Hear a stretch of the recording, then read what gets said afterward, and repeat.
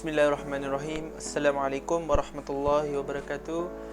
Nama diberi Muhammad Arif Hakimi bin Muhammad Zamri. Saya tinggal di Kampung Padaluas, Tirtih, Besut Terengganu. Saya belajar bagi semester 1 di Ijazah Sarjana Muda di dalam kos pengajian bahasa Arab dengan kepujian. Nombor mencik saya BBL 2006 1434. Di dalam semester 1 saya belajar salah satunya adalah subjek falsafah dan isu semasa yang diajar oleh Dr. Hussein Yusri bin Zawawi. Antara apa yang saya dapat pelajari di dalam subjek falsafah ini adalah tentang rukun-rukun negara yang seperti mana kita sedia maklum dan ketahui, negara mempunyai satu rukun yang perlu diamalkan dan diikuti oleh setiap masyarakat dan penduduk di negara itu. Seperti Malaysia, terdapat 5 rukun negara. Yang pertama, kepercayaan kepada Tuhan. Yang kedua, kesetiaan kepada raja dan negara. Yang ketiga, keluhuran perlembagaan. Yang keempat, kedaulatan undang-undang. Dan last sekali,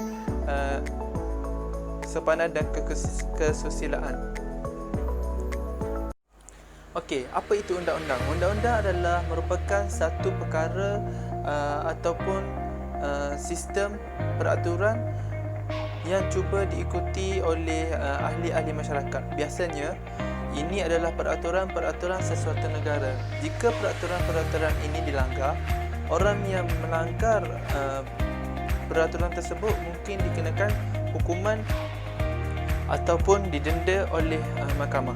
Peraturan ini biasanya dibuat oleh pemerintah negara tersebut supaya rakyatnya boleh hidup, bekerja dan bersosial antara satu sama lain.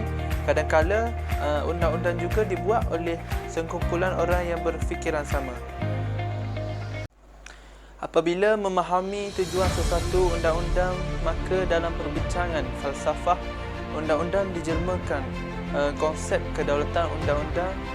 Jadi ramai antara kita tahu mengenai kewujudan konsep kedaulatan undang-undang ataupun dipanggil rule of law. Ramai juga yang mungkin telah mendalami maksud rule of law itu, iaitu bagi negara kedaulatan undang-undang adalah falsafah negara yang disenaraikan di nombor keempat dalam rukun negara. Ini menunjukkan kepentingan prinsip ini kepada sesebuah negara. Bertemu saya kembali untuk menegaskan ataupun menghuraikan lebih lanjut tentang undang-undang itu.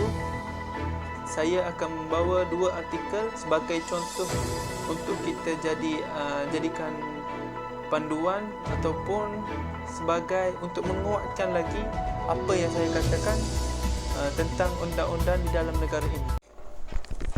Contoh yang pertama yang ditulis oleh wartawan di dalam berita harian, iaitu wartawan Rosmiza Kazim pada tanggal 18 Ogos 2020 yang menulis tajuk besarnya iaitu "Jika langgar PKP, Menteri pun tidak akan terlepas". Untuk menguatkan apa yang dikatakan oleh beliau adalah di dalam satu artikel yang lain terdapat satu kes yang mana Menteri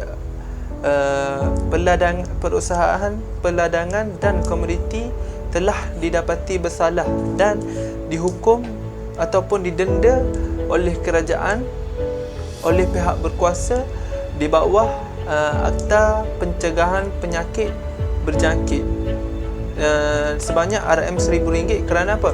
Kerana menteri tersebut telah melanggar kuarantin yang telah ditetapkan oleh, ini telah menjadi satu topik yang hangat diperkatakan oleh rakyat, sama ada rakyat ataupun di kalangan menteri-menteri yang ketika itu berada di dalam parlimen.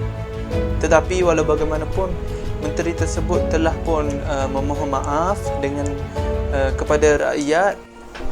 Undang-undang yang telah ditetapkan oleh sesuatu negara perlulah diikuti dan dilaksanakan oleh setiap masyarakat ataupun semua yang berada di negara, supaya menjadi negara kita dapat menjadi satu negara yang bebas daripada segala permusuhan ataupun segala masalah yang boleh menjatuhkan yang boleh menjatuhkan imej negara. Jadi undang-undang ini adalah salah satu aspek yang penting yang mana perlu kita jaga dan patut. Sekian itu saja daripada saya. Terima kasih. Assalamualaikum warahmatullahi wabarakatuh.